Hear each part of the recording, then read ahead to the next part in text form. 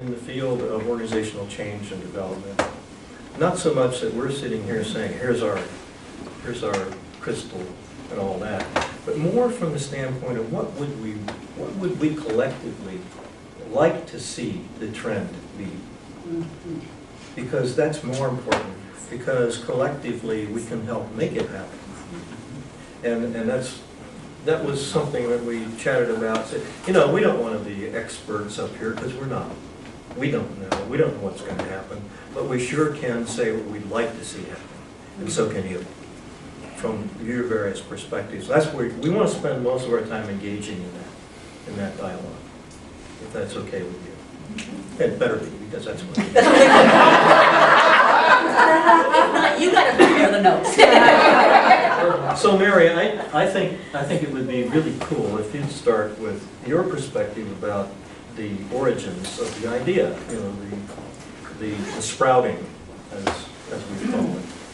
Well, I think that my father was, just a slight background, he had come from a ministerial background as a Methodist minister. And then he went into the Marshall Plan. He lived overseas for a while, and then he actually started working at George Washington University. He worked part-time at George Washington and also had a consulting business where he worked with Don. And one of the things from my perspective was the great admiration that he had for Don and his commitment to building talent and building it in a way that there was depth and there was commitment. And so I think that the opportunity that Don started to introduce was the opportunity to build a community. And that is something that was very dear and near to his heart. I also think that one of the things that was very attractive, characteristic of Don, from what I understand my father's opinion was his thoroughness in approaching the work. That's a compliment. That's a compliment. That's no secret there. And I think that was a wonderful foundation and building process that I think has a rigor and a sustainability that a lot of the other approaches to OD did not have. And so my memory was that Don was trying to build a community in Seattle, and that to be hopefully a starting point for building other communities across the United States and other places, but in particular where people could really learn a framework to work and in a collaborative way. My personal opinion is that our field has gone a little bit more in a competitive way, and so while this is a 30-year-old effort, it seems to be almost more needed now than it was at the time that it was formed. So I did not play much role at the early stages, I'll be honest with you. My only role was, at one point in time, Don and I worked together to try to start a doctoral program. And I developed a curriculum for a doctoral program, took it to Antioch at the point in time that they were not particularly interested in expanding. And then I took it to NTL's American University, where they had a large master's program out of the Washington, D.C. area. And again, was not at the appropriate time. And so unfortunately that effort did fail, but it's something that it was a real honor to work on. Yeah. So how do you see it, sir? Thank you. I thought you'd never get there. Oh, just give me a chance. I'll get there eventually. Yeah. Thanks, Mary. I really appreciate that perspective. And we do have different perspectives, because the truthful story is... A liar already.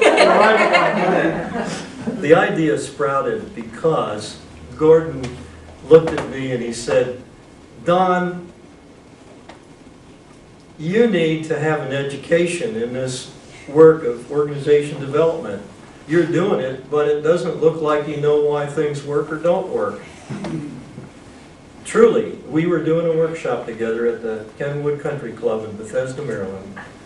And after that session, he was particularly admiring something I did in the session, and I was bringing in some practical experience from Weyerhaeuser, and it's something that Gordon didn't have, and that, so when we worked together, we were a good pair, because I'd bring in the practical, you know, yeah, this is the way it really is, Gordon, and he'd say, I know, but here's the theory, and then we'd put the two together. And he'd say, you know, you're missing the theory, Don.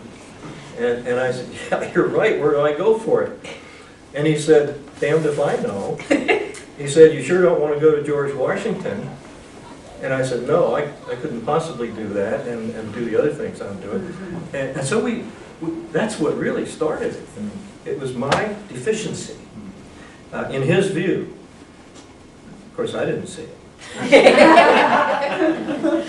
So he called me a practitioner without credentials. He thought I was a great practitioner, but I didn't have credentials.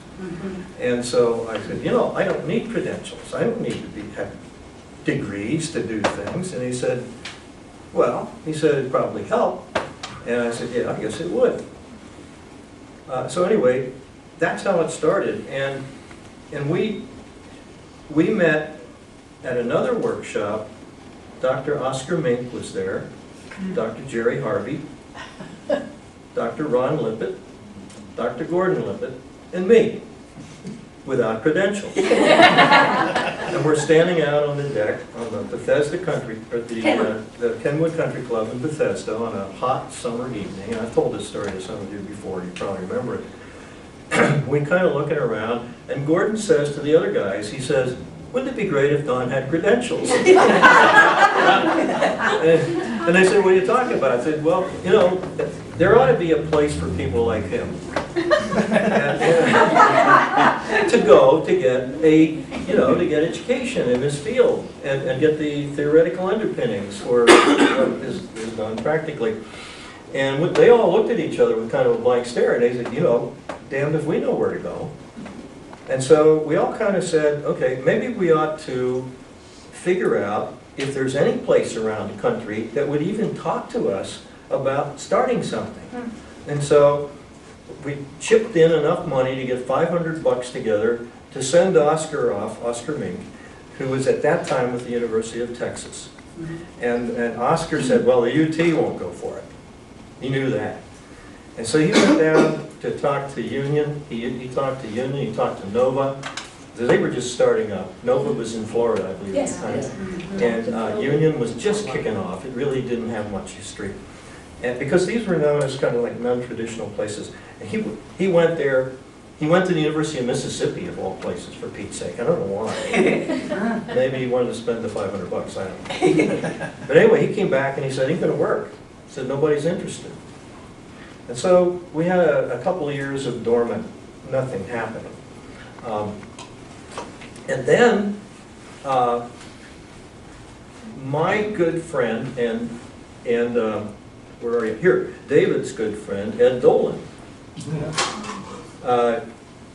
gives me a call one day and he said, hey, he said, I'm on the board at Antioch University and I think that you know, there's some opportunities and so forth, and that was enough of that. I don't want to get involved with the university here, you know, to do that. So, simultaneous to that happening, people like Nancy Waltonhouse and Joe L. Everett and many others, and Steve back there, folks like that were saying, you know, let's talk about what things we do and what works and what doesn't work in the OD field, the change field, and somehow or other we got together in a living room in Madison Park. A friend of ours, Cheryl, Marion Smith, and Cheryl lived there, and we met there and talked this thing through and said, yep, probably be a good idea. And I still remember John Dunnington, who's now deceased, who was research manager at Weyerhaeuser Company, and John said, enough talk, let's do it. Remember that? Those of you who were in that living room? He would say that. Yep. That's right. And so that was where Nike got. And so at that point, I called Gordon and I said, I think we have a group out here that's interested. We need to experiment. We have no connection